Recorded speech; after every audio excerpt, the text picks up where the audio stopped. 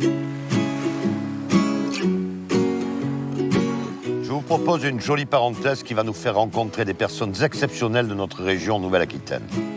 Le but, vous faire découvrir de belles initiatives et des succès qui mettent en avant notre région. Talking away, I don't know what I'm to say, I'll say it anyway. Une personnalité m'accompagnera autour d'un déjeuner préparé par un ou une grande chef dans ce cadre idyllique du Cap Ferré sur le bassin d'Arcachon. I'll be coming for your love. Alors bienvenue chez Joël.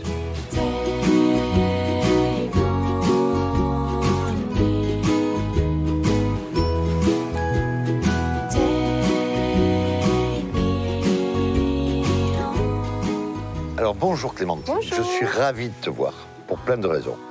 Parce que d'abord, j'adore ton père et ton oncle, des Cousseaux qui sont grande famille. Et puis je voulais te montrer une photo. Regarde. Oh la vache. Ah ouais, celle-là, elle est collector. Alors, est-ce que tu reconnais les gens là-dedans? Mais là, il y a mon grand-père. C'est ça. Et on était tous au Fouquet, c'était la gastronomie aquitaine au Fouquet en 78. Moi, c'était mes premières, j'avais 21 ans. Et c'était nos premières armes de gastronomie. Pour débuter.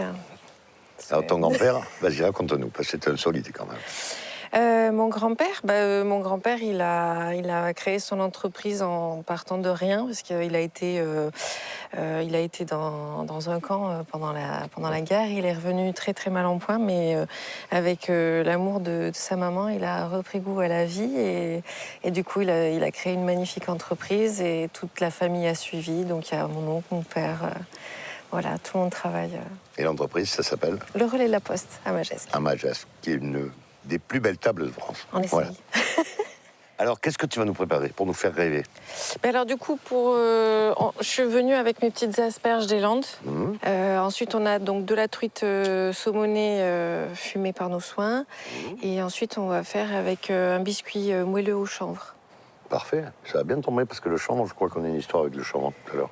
Oui, très très belle histoire là aussi. Eh bien, c'est parfait. Eh bien, écoute, moi, je vais aller chercher Ariane Massenet maintenant, qui va venir nous accompagner à table. Et on va accueillir Lolita et Camille, parce qu'aujourd'hui, il n'y aura que des femmes sur le C'est plateau. girl power. Exactement, girl power, c'est ça.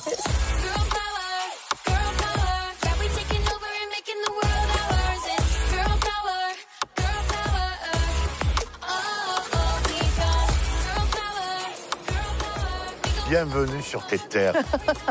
Parce que t'es chez toi ici. T'es chez toi ici. T'es chez toi ici. Bien. Ah oui. Enfin, la terre et la mer d'ailleurs. Je crois que t'as appris à nager ici. Oui, exactement. Eh bien, c'est top. Allez, viens. Je t'amène près de ton village natal. Super. Oups. Allez, on y va en route.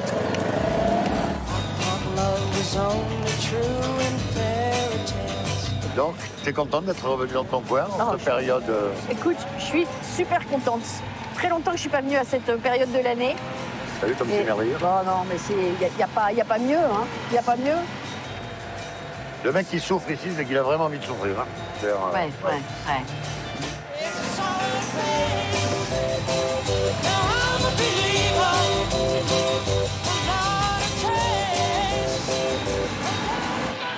Voilà notre salle à manger, là. Ah, j'ai faim. C'est là qu'on va manger. Bien. Quelle classe. Voilà, mademoiselle. Je voulais bien J'adore. vous donner la peine. Oh, je vous remercie. Quel bonheur. Formidable.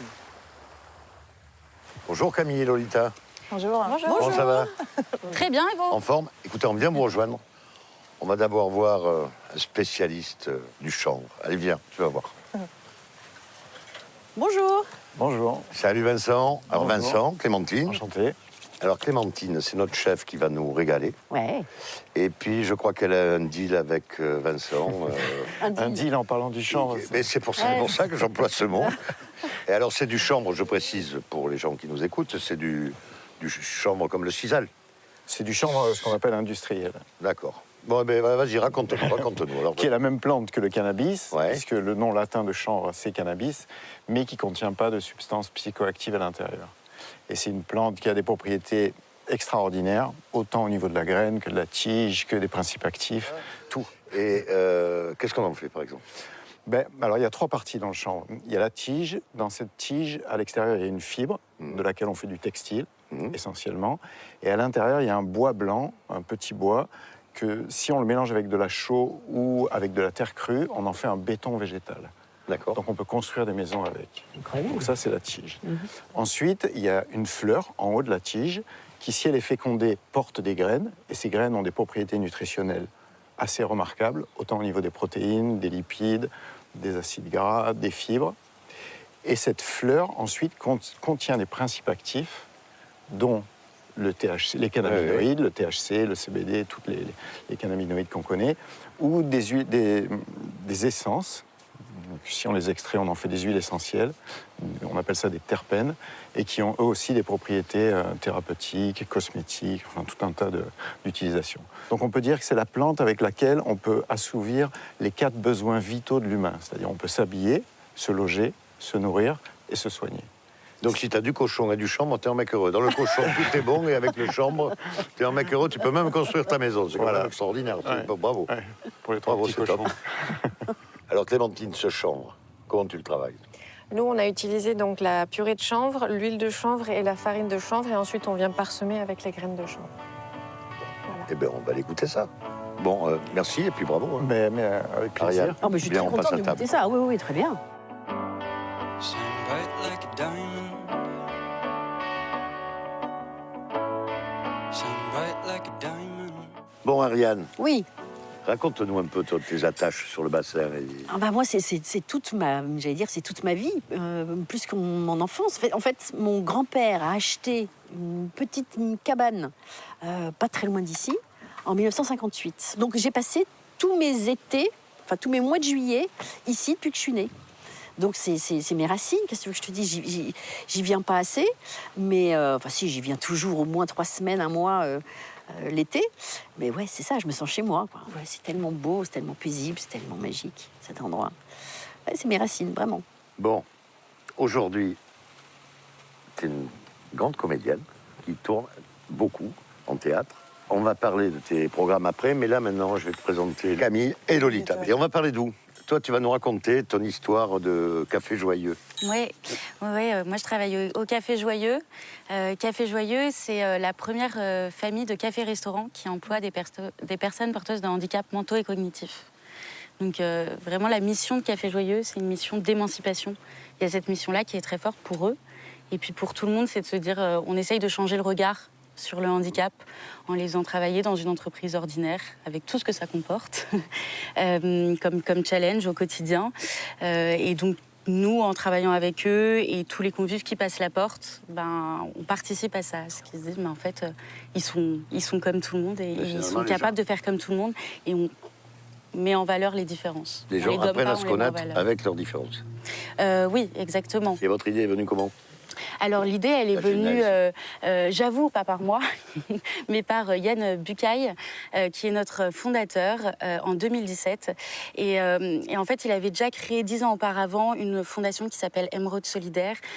Pour cette fondation, il a créé un grand voilier. Excuse-moi, je te coupe. Non, il n'y a pas de souci. Vas-y.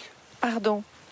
Donc du coup, là, on est sur un biscuit moelleux au chanvre, graines de chanvre et une truite saumonée fumée par nos soins. Merci beaucoup, ça a l'air incroyable. Merci, c'est très beau. Merci. Bon appétit. Merci beaucoup. Bon appétit.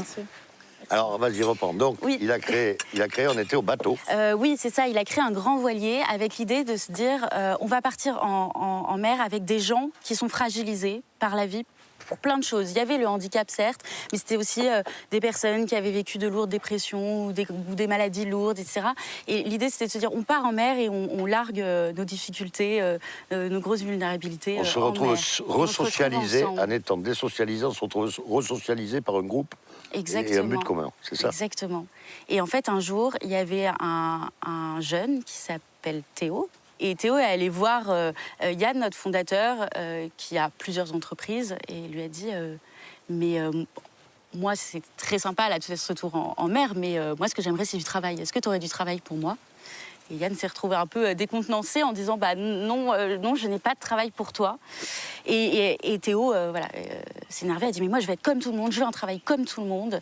Et là ça a commencé à cheminer et c'est Yann avec sa femme. Ils ont réfléchi pendant 2 ans et est né le premier Café Joyeux en 2017 à Rennes. Et il y en a combien du coup en France maintenant aujourd'hui Alors aujourd'hui il y en a 13 en France et il y en a 2 hors France. Il y en a un à Bruxelles et un à Lisbonne. C'était très ambitieux, c'était pas gagné quand même. Quand il a décidé de lancer ce truc-là, c'était compliqué. Et en si peu de temps, qu'il y en ait déjà 13, je trouve ça super. Et j'aime bien ce que tu racontais. C'est Théo qui dit je veux une vie comme tout le monde en fait. Je veux un travail comme tout le monde. Ça, je veux bosser. Tu vois, c'est juste, c'est bon, bah oui, génial. Bah, allons-y. Et bravo, quelle réussite. Ouais, c'est assez. Et il dit quoi Théo aujourd'hui? Théo, aujourd'hui, je ne sais pas. On a perdu sa trace. J'avoue qu'on a perdu sa trace, mais en tout cas, tous les autres Théo qu'on a, ils sont joyeux, ils sont heureux, et je pense que le plus important, c'est qu'ils sont fiers. Ouais. Et il y en a beaucoup, moi, ce qui me touche le plus, qui me disent, mais je ne savais pas que j'étais autre chose que mon handicap. Je découvre, l'autre jour, il y en a un qui m'a dit, mais en fait, c'est la première fois qu'on me dit que j'ai des compétences. Que je peux sourire à quelqu'un que je connais pas, qu'on me parle et que je sens que c'est pas. C'est la première fois que le regard est inversé. Ouais, le seul prisme avant, c'était le handicap, et d'un seul coup, on le regarde différemment. Exactement. Ouais. Bon, mais écoute, on va voir quelques images du Café Joyeux, et en attendant, avec plaisir. En regardant ces images, on va manger un petit morceau.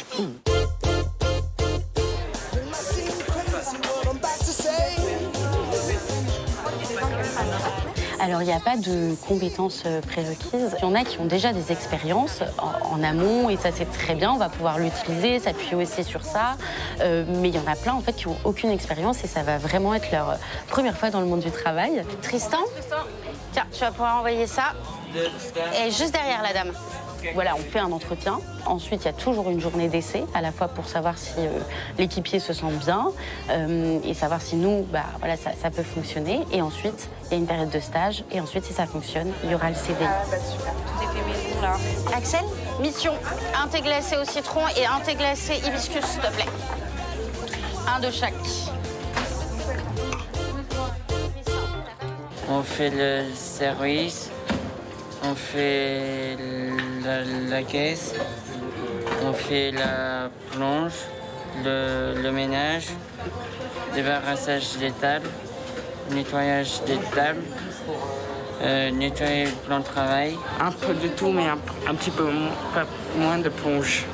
Mais je peux en faire, c'est pas trop gênant. Mais si je fais toute la journée, 4 heures, ça fait beaucoup trop. Et les 2 verres d'eau, c'est fait, et ça part. Tiens, Tristan.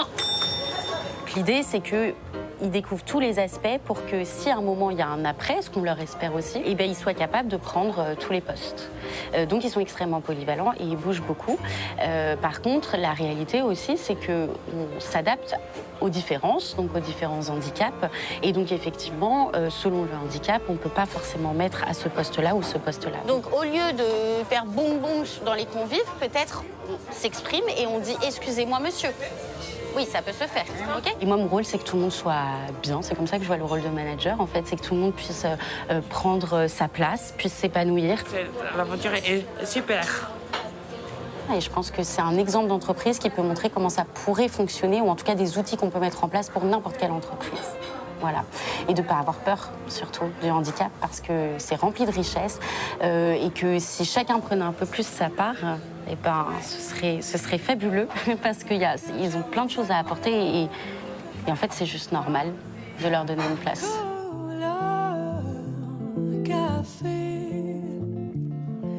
Que j'aime ta couleur café. Très belle initiative. Je suis bluffé. Bravo. Moi aussi. Merci beaucoup. On sait pourquoi on se lève tous les matins. C'est génial. Précieux, ouais. Et toi, Lolita, tu te lèves pourquoi tous les matins? Pourquoi? Raconte-nous. Moi, j'ai créé une association qui s'appelle Floricote, qui a démarré ses activités l'année dernière, il y a pile 1 an. Et en fait, on est agréé atelier chantier d'insertion. On est basé en Charente-Maritime, en zone rurale. Et moi, mon objectif, en fait, c'était d'embaucher des personnes éloignées de l'emploi et d'avoir une activité qui soit dédiée exclusivement à l'horticulture. Et notamment sur la production de fleurs coupées. Donc on fait de la fleur coupée qui est labellisée bio. D'accord. Et la fleur coupée, c'est un truc particulier? C'est quoi la fleur La coupée? fleur coupée, c'est une des branches de l'horticulture, sauf que c'est une branche qui se porte pas bien depuis plusieurs années et qui perd énormément d'exploitants, quoi. En France, on est un gros pays consommateur de fleurs coupées. Par contre, 85% des fleurs qu'on achète, en fait, en magasin, elles sont importées. Et elles sont importées des Pays-Bas, qui eux-mêmes importent massivement d'Afrique. 85%? Oui, 85%, ouais. Ah ouais. De Afrique de l'Est, Amérique latine, Kenya, Éthiopie, l'Équateur. C'est pas marqué ça, c'est marrant dans les magasins de... Bah non, on n'a pas d'obligation, ça se mange pas. Donc c'est pas une production vivrière. Donc... Putain, moi j'aimerais savoir. Eh ben, on va les faire à partir de demain. Tiens, regarde, voilà, tu vois tout ça, il n'y en aura plus une là qui va rester, je vais tout bouffer. Donc en fait, moi mon idée c'était... je connais l'insertion parce que j'ai travaillé 5 ans. Je trouve que c'est hyper enrichissant, quoi. Tu rencontres plein de personnes que tu n'aurais pas rencontrées dans ta vie de tous les jours. Donc, vous avez un gros turnover ou pas? Oui, ouais. Les chantiers d'insertion, oui, ça tourne beaucoup. On est un chantier d'insertion, on est là pour les former au métier d'horticulteur, mais en fait on est un tremplin, on est une passerelle, quoi. On est une passerelle vers un emploi derrière, un projet de formation. On est là pour lever les freins à l'emploi. Et donc il y a mettre le pied à l'étrier. Ouais, c'est ça.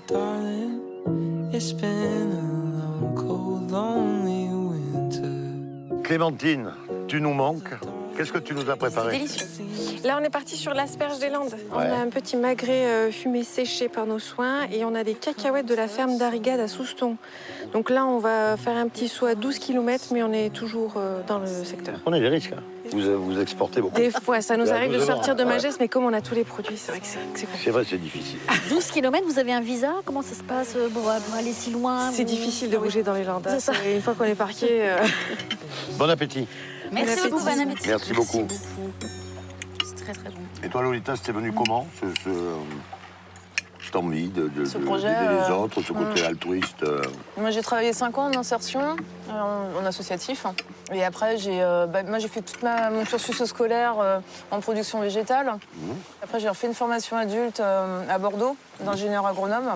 Enfin, moi c'est ma passion, quoi. Je suis contente de me lever le matin, d'être dans les champs, d'être avec l'équipe, de faire de la récolte. Ça, c'est drôle parce que toutes les deux, ça a l'air de donner du sens à vos vies, cet engagement pour les autres et cette... Je crois qu'on est dans une génération, on a besoin d'avoir un métier où on se sent utile. Enfin, moi, c'était important. Mais bon, ça apporte... ça a du sens, quoi, ouais. C'est un métier qui a du sens. Antoine, on démarre d'ici tous les deux. Ici, vous êtes à l'ancienne ferme aux oiseaux. On est sur la commune de Jais, en Charente-Maritime. Et ici, donc, on est sur le siège de l'exploitation. Celle-là, tu peux peut-être la prendre aussi, là. Ouais. On est habilité, atelier chantier d'insertion. Donc, en fait, on a vocation, notre mission première, c'est d'accompagner et de former des gens au métier d'horticulteur, assistant fleuriste. Celle-là, je fais quoi? On peut la prendre. Ouais. La tête, elle est encore un peu baissée, mais bon, tu vois, elle va s'épanouir et le bouton, il est bien gros, la tige, elle est droite, elle est bien épaisse. Quand on a envie d'être dans un secteur associatif, et d'autant plus en chantier d'insertion, c'est qu'on a une vocation sociale, qu'on aime l'humain, qu'on a envie de travailler en équipe. Et l'horticulture, oui, moi je suis passionnée de plantes depuis que j'ai démarré mon cursus il y a 20 ans en paysage. Donc voilà, c'est dans la continuité de mon parcours, on va dire, d'avoir monté ce chantier. Bon, on est bon.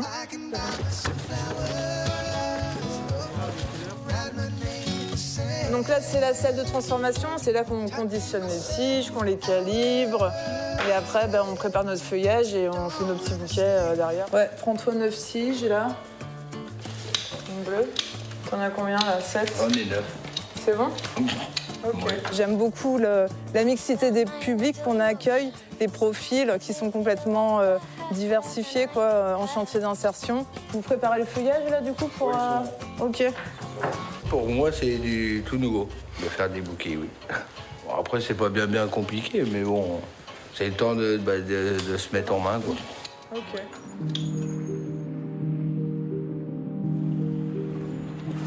On a vraiment tout type de profil. Et tout le monde n'a pas les mêmes capacités physiques ou les mêmes capacités d'apprentissage, quoi. Donc, on est là pour essayer de développer des compétences et puis de voir chez eux, chez chacun, ce qu'on peut mettre en avant, ils ont un potentiel, quoi. Donc, nous, on est là pour le développer, ce potentiel. Je trouve pas que c'est rassurant c'est notre d'avoir des gens qui s'investissent dans des mission. projets comme ça. Surtout avec autant de sens. Ouais. Moi, je trouve que c'est vrai que cette génération plus jeune ont besoin de sens. Nous aussi. Mais c'était peut-être pas un combat qu'on menait d'une façon aussi pugnace, quoi. Et je sais pas à quoi c'est dû. Pourquoi cette génération, votre génération, tout d'un coup, a besoin de sens? Parce que Je pense qu'on vous avez fait une quand même explication à partie ça? d'un tournant, enfin qui a commencé déjà avec vous. Enfin, il y a quand même des tournants, une volonté de se libérer, de plus s'investir, de plus participer aussi au sein de la société, de se dire ok, bah, on a une société face à nous, on peut s'investir, on peut être acteur, en fait, pleinement acteur de ça.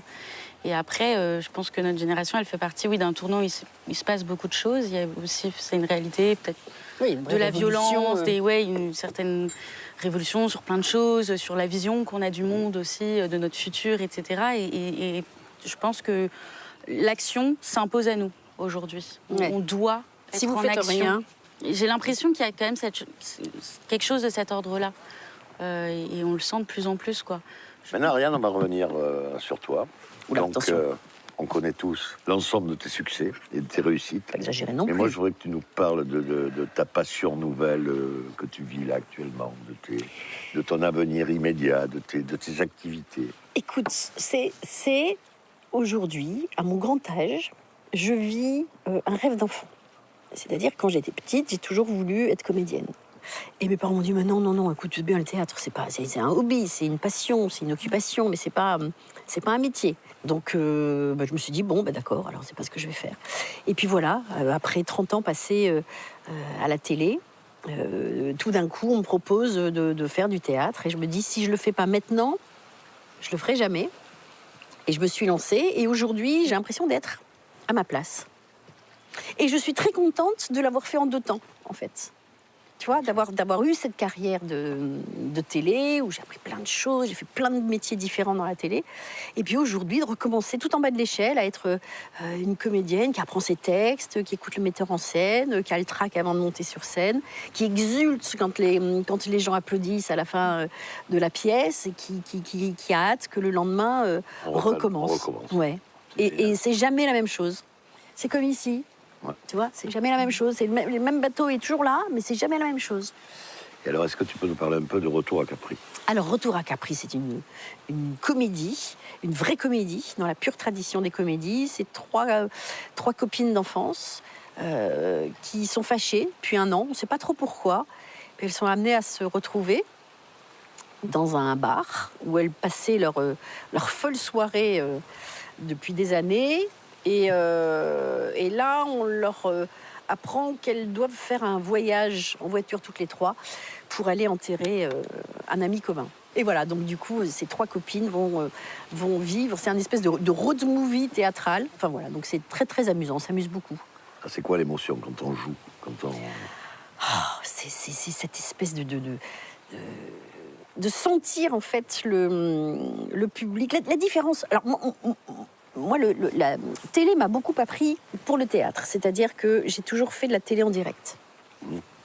Et en public. Donc, j'ai jamais eu cette appréhension. Si, bien sûr, j'ai toujours un petit nœud au ventre, tu vois, je suis toujours un petit peu stressée.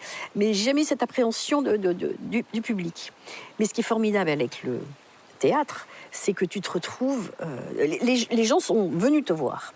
Donc, tu n'es pas imposé comme en télé. En télé, voilà, les gens, ils allument. Et quelquefois, ils ne sont pas contents de te voir. Mais bon, là, les gens ont vraiment fait une démarche. Et donc, il y a une espèce de communion. Ouais.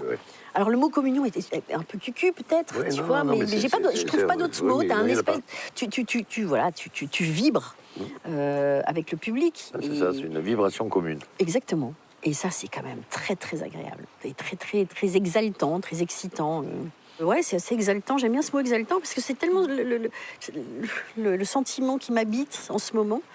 Et voilà, et se dire, on fait les choses qu'on a envie de faire. Et puis, je pense aussi qu'à nos âges, vous êtes trop jeune, mais vous verrez, ça arrive vite, malheureusement. Ce qui est assez sympa, c'est qu'on sait... On ne sait pas forcément exactement ce qu'on veut, mais on sait ce qu'on veut plus. Exactement. Et on gagne un temps fou avec ça. Les gens souvent ne comprennent pas parce qu'on dit « j'ai pas envie ». Mais pourquoi? C'est la meilleure des raisons, j'ai pas envie. Je veux même pas ouvrir le dossier, je veux même pas regarder, j'ai pas envie. Exactement. Et là, du coup, on s'enlève des chaînes et on fait ce qu'on a envie. Et c'est super. C'est un luxe. Exact. Mais c'est exactement ça. C'est le luxe. Le luxe, c'est choisir sa vie. Et vous, Mais vous avez eu la chance de démarrer par ça, les deux. C'est ça, exactement. Donc continuez. Ne devenez pas des hommes d'affaires mondialistes. Non. Bon. C'est jamais. Tout peut Normalement, arriver. ça doit aller. Ça serait bien que la chef-feu vienne nous voir. Je suis là. 1, pour te remercier. Avec grand plaisir. 2, pour te dire que c'était vraiment super bon. Merci beaucoup. Ah ouais, C'est super gentil. bon, vraiment. J'ai pas menti. On a de très bons produits dans les jantes. Ouais, ça, c'est vrai. Bon, mais c'est top. Merci. Merci. Ouais. Adieu. Au revoir. Bon, eh bien, mesdemoiselles, c'était merveilleux de vous croiser. C'était un coup de fraîcheur de voir vos activités. Ça illumine la vie. Nous avons eu des gens porteurs de belles initiatives qui n'ont qu'un seul dessein, faire le bien autour d'eux. Aider les autres, les soutenir, leur faire du bien et les divertir. Merci d'avoir partagé avec moi ce beau moment. J'espère à bientôt pour de nouvelles aventures.